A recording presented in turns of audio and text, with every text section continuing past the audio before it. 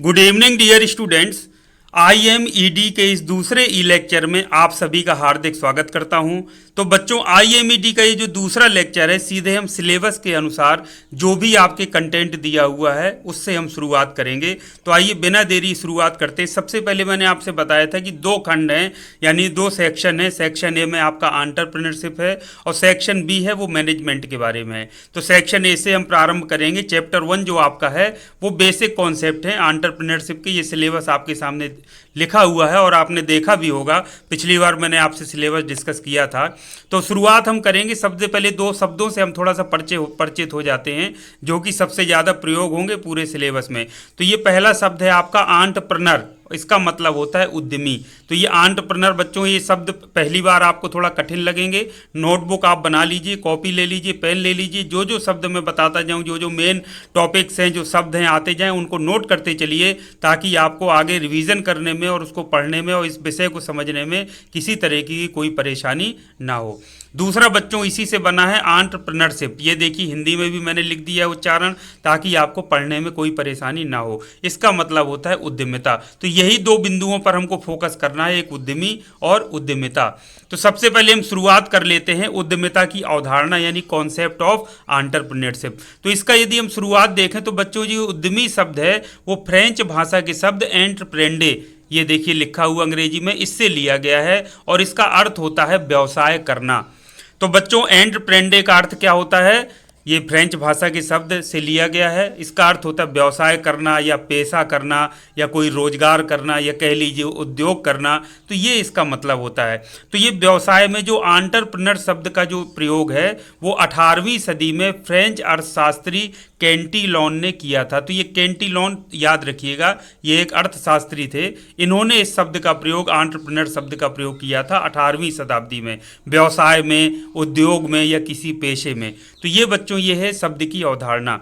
तो बच्चों, कोई भी विषय हो, मैंने आपसे बताया था, यदि हम शब्द का अर्थ समझ लेंगे तो फिर उसको कॉन्सेप्ट को समझने में और आगे उसको पढ़ने में हमको बहुत मदद मिलती है। अब हम सीधे सरल शब्दों में कहें तो हम कह सकते हैं कि उद्यमिता वह प्रक्रिया है जिसके अंतर्गत कोई व्यक्ति या फिर व्यक्तियों का समूह लाभ की आशा में जोखिम लेकर किसी व्यवसाय की शुरुआत करते हैं।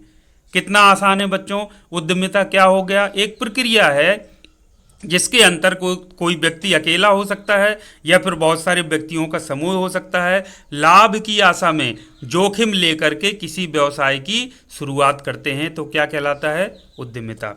दूसरा शब्दों में हम इसको परिभाषित कर सकते हैं कि उद्यमिता का जो आशय है उस योग्यता, गुण एवं क्षमता से है जिसके द्वारा व्यवसाय की अनिश्चितताओं, जोखिमों को वहन करते हुए व्यवसाय का संचालन किया जाता है। तो कितना आसान है बच्चों, आप आसानी से आप इसको समझ सकते हैं, एक्सप्लेन कर सकते हैं कि उद्यमिता क्या है। एक योग्यता, गुण या क्षमता है जिसके द्वारा व्यवसाय की अनिश्चितताओं व जोखिमों को वहन करते हुए व्यवसाय का संचालन किया जाता है। तो ये तो बच्चों हुआ शब्द के आधार पर हमने उसको एक्सप्लेन कर लिया। अब हमने जब उद्यमिता की बात कर ली है तो फिर उद्यमी शब्द की, उद्यमी कोई व्यक्ति है तो उद्यमी शब्द की यानी एंटरप्रेन्योर की भी हम बात कर लेते हैं। तो हम ये शब्दों के आधार पर सेम कह सकते हैं कि उद्यमी क्या है? कोई ऐसा व्यक्ति जो लाभ की आशा में वित्तीय जोखिम लेकर व्यवसाय की शुरुआत करता है, उद्यमी कहलाता है। उद्यमी क्या है बच्चों? कोई व्यक्ति है जो लाभ की आशा में, जो उम्मीद रखता है कि मुझे कुछ प्रॉफिट होगा और वित्तीय जोखिम लेकर, निश्चित तौर पर भाई पैसे का इन्वेस्टमेंट वो करेगा तो जोखिम तो है, लाभ भी हो सकता है, हानि भी हो सकती है। तो लाभ की आशा में वित्तीय जोखिम लेकर जो व्यवसाय की शुरुआत करता है, ऐसा व्यक्ति उद्यमी कहलाता है।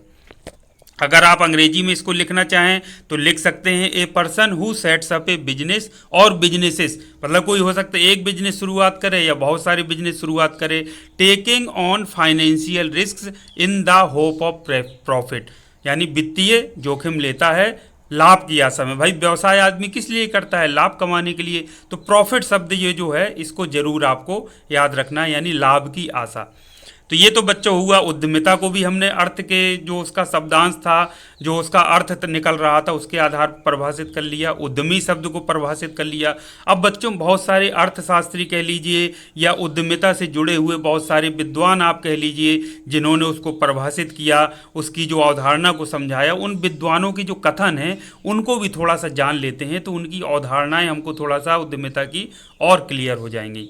जैसे पहला जो उद्यमिता की कुछ अवधारणाएं निम्नांकित है, उसमें पहली जो अवधारणा है जोखिम उठाने की क्षमता यानी कि रिस्क बेयरिंग कैपेसिटी। ये हेडिंग जरूर बच्चों नोट करते जाइए, ये बहुत ज़रूरत पड़ेगी।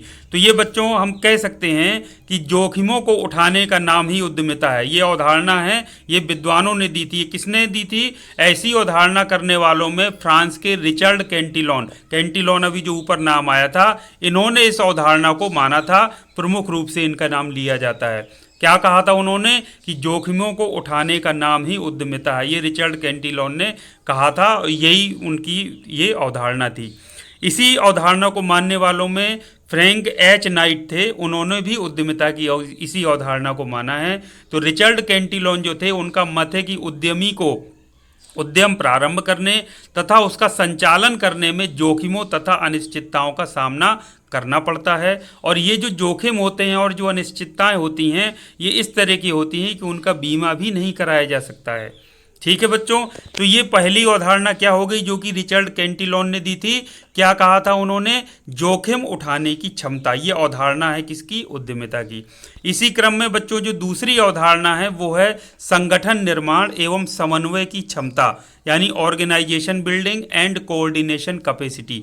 इसी ये उद्यमिता है, तो ये दूसरी अवधारणा है। तो इस अवधारणा को मानने वाले विद्वानों में थे आपका जे.बी. से, ये विद्वान थे जिन्होंने इस अवधारणा को माना था कि ये क्या है, एक आपका संगठन निर्माण एवं समन्वय की क्षमता है जिसे हम उद्यमिता कहते हैं। तो बच्चों इस अवधारणा को मानने वालों का मत यह है कि उद्यमिता के द्वारा उत्पादन के विभिन्न साधनों को संगठित करके एवं समन्वित करके वस्तुओं एवं सेवाओं का निर्माण किया जाता है। गार्डनर एक विद्वान थे, वो भी उन्होंने भी क्या कहा था? उद्यमिता को संगठनों का सृजन कहा था। तो ये इस तरीके से दूसरी अवधारणा हो गई। तीसरी जो अवधारणा है बच्चों वो है प्रबंधकीय एवं नेतृत्व कौशल यानी मैनेजरियल एंड लीडरशिप स्किल। तो ऐसी अवधारणा को मानने वालों में आपके आते हैं हॉसलिज एवं जे.एस. मिल प्रमुख हैं। इस अवधारणा को मानने वालों ने उद्यमिता को प्रबंधकीय एवं नेतृत्व कौशल के रूप में देखा है या उसको पहचाना है। तो उन्होंने क्या कहा कि उद्यमिता क्या है? विशेष तौर से उन्होंने कहा प्रबंधकीय एवं नेतृत्व कौशल यानी मैनेजरियल एंड लीडरशिप स्किल ही उद्यमिता है। कौन थे विद्वान जिन्होंने इस अवधारणा को माना? हॉसलिज एवं जे.एस.एल. मिल। तो ये बच्चों इस तरह से तीसरी अवधारणा हो गई। अब हम चौथी अवधारणा की बात कर लेते हैं, नवाचारी कार्य। यानी ये चौथी अवधारणा को माना कि उद्यमिता क्या है? एक नवाचारी कार्य है यानी कि एक इनोवेटिव फंक्शन है। तो उद्यमिता को नवाचारी कार्य के रूप में अवधारणा की सर्वप्रथम शुम्टर थे, सन 1934 में इन्होंने की थी। इन्होंने पहचान किया कि उन्होंने सीधे इस बात को कह दिया कि ये जो उद्यमिता है वो वास्तव में क्या है? नवाचारी कार्य यानी इनोवेटिव फंक्शन है। तो 1934 में कही थी। इस अवधारणा को मानने वालों का जो मानना है वो कहते हैं उद्यमिता द्वारा नवीन उत्पादों, नवीन प्रक्रियाओं और नवीन तकनीकों आदि को जन्म दिया एवं अपनाया जाता है। ये उनकी अवधारणा थी, यानी ये क्या है? नवाचारी कार्य है। पांचवी जो अवधारणा है वो है अवसर खोजने की प्रक्रिया। मतलब ये जो विद्वान थे जिन्होंने इस अवधारणा को माना, उन्होंने कहा कि ये उद्यमिता वास्तव में क्या है? एक अवसर खोजने की प्रक्रिया है यानी प्रोसेस ऑफ सर्चिंग अपॉर्चुनिटीज। तो ये पीटर ड्रकर थे विद्वान, इनके अनुसार अवसरों को अधिकाधिक करना ही उद्यमिता की सही परिभाषा है। इन्होंने क्या कहा कि अवसरों को खोजना या अवसरों को अधिकाधिक करना, अधिक से अधिक करना ही उद्यमिता की सही परिभाषा है। तो इन्होंने माना कि जो 20वीं सदी के जो 9वें दशक में उपजी इस अवधारणा को मानने वालों का ये कहना है कि उद्यमिता एक ऐसी प्रक्रिया है जिसमें अवसरों को खोजा जाता है। अवसरों को खोजकर नव प्रवर्तन करने के साथ साथ संसाधनों को प्राप्त करने एवं संगठित करने की जोखिम भी इसमें उठाया जाता है। तो इस तरह से बच्चों 5 आपकी क्या हो गई? अवधारणाएं हो गई। छठी अवधारणा क्या है? उपलब्धि की उच्च आकांक्षा यानी हाई नीड फॉर अचीवमेंट। यानी कोई व्यक्ति अपने अंदर उपलब्धि की उच्च आकांक्षा रखता है तो वो क्या है, उद्यमी है, और उसका जो ये गुण है वो उद्यमिता है। तो इस अवधारणा को मानने वालों में मैकली लैंड थे एक विद्वान। उनके अनुसार व्यक्ति की उपलब्धि की उच्च आकांक्षा का परिणाम है। उनके अनुसार क्या है, उद्यमिता व्यक्ति की उपलब्धि की उच्च आकांक्षा का परिणाम है। तो इस अवधारणा को मानने वालों का मत है कि उच्च उपलब्धि प्राप्त करना ही उद्यमिता है, जिसके लिए नवप्रवर्तन तथा जोखिम में निर्णय लेने की योग्यता का होना आवश्यक है। तो उद्यमिता क्या है, एक मनोवैज्ञानिक प्रेरणा है। ये भी उन्होंने साथ में ये बात जोड़ दिया कि उद्यमिता क्या है, एक मनोवैज्ञानिक प्रेरणा है जो कि व्यक्ति को उच्च उपलब्धि प्राप्त करने के लिए प्रेरित करती है। तो ये बच्चों इस तरह से 6 अवधारणाएं हैं। अवधारणाएं तो बहुत हैं, 50 हो सकता है आपको मिल जाए जो विभिन्न विद्वानों के कथन थे, लेकिन हमने प्रमुख जो सरल तौर पर जो कही जा सकती हैं वो हमने आपके सामने रखी। तो ये 6 अवधारणाएं हैं, आप ये 6 के 6 इनको जरूर समझना है, क्योंकि ये बच्चों ये जो शब्द हैं और ये जो आपको ये जो योग्यताएं जो 6 आपको अवधारणाएं दिखी हैं, ये अभी आगे भी बार बार आएंगे यही। तो ये आपको जरूर नोट डाउन कर लेना है। अब बच्चों कई बार विद्वानों के टर्म में पूछ लिया जाता है, जैसे उद्यमिता का अर्थ तो हमने समझ लिया था, उसको हमने कॉन्सेप्ट समझ लिया, लेकिन कई बार विद्वानों के शब्दों में जो विद्वानों ने परिभाषित किया उसमें पूछ लिया जाता है उद्यमिता का अर्थ एवं परिभाषा, यानी meaning and definition of entrepreneurship. तो हम इसमें कह सकते हैं कि विभिन्न विद्वानों ने उद्यमिता की परिभाषा निम्न प्रकार की है। तो एक प्रोफेसर थे, प्रोफेसर पारेख एवं नाटकर्डी के अनुसार उद्यमिता से आशय समाज में नए उपक्रमों को स्थापित करने की प्रवृत्ति से है। उन्होंने क्या किया, परिभाषित किया आधिकारिक रूप से, उन्होंने अपने जो व्याख्यान थे उसमें दिया कि उद्यमिता से आशय क्या है, समाज में नए उपक्रमों को स्थापित करने की प्रवृत्ति से। ये किसने कहा था, प्रोफेसर पारीख एवं नाटकर्णी के अनुसार। दूसरे एक प्रोफेसर थे हावर्ड जॉनसन, उनके अनुसार उद्यमिता 3 मूलभूत तत्वों जिसमें आविष्कार, नवाचार तथा अंगीकरण का मिश्रण है। यानी हावर्ड जॉनसन थे, उन्होंने कैसे उद्यमिता को परिभाषित किया, उन्होंने कहा कि उद्यमिता 3 मूलभूत तत्वों आविष्कार, नवाचार तथा अंगीकरण का मिश्रण है। तीसरे कुछ विद्वान थे प्रोफेसर मुसलमान तथा जैक्सन, ये थे विद्वान, ये इन्होंने कैसे परिभाषित किया, किसी व्यवसाय को प्रारंभ करने तथा उसे सफल बनाने के लिए उसमें समय, धन तथा प्रयासों का निवेश करना ही और उसमें जोखिम उठाना ही उद्यमिता है।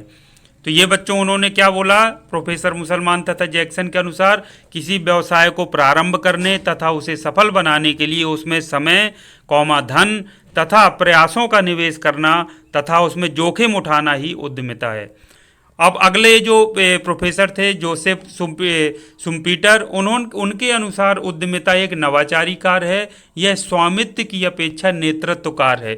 उन्होंने बताया कि स्वामित्व सिर्फ ये ऑनरशिप नहीं है कि मालिक हम किसी चीज़ के बन गए, बल्कि एक लीडरशिप क्वालिटी है या लीड करने वाला कार्य है। तो जोसेफ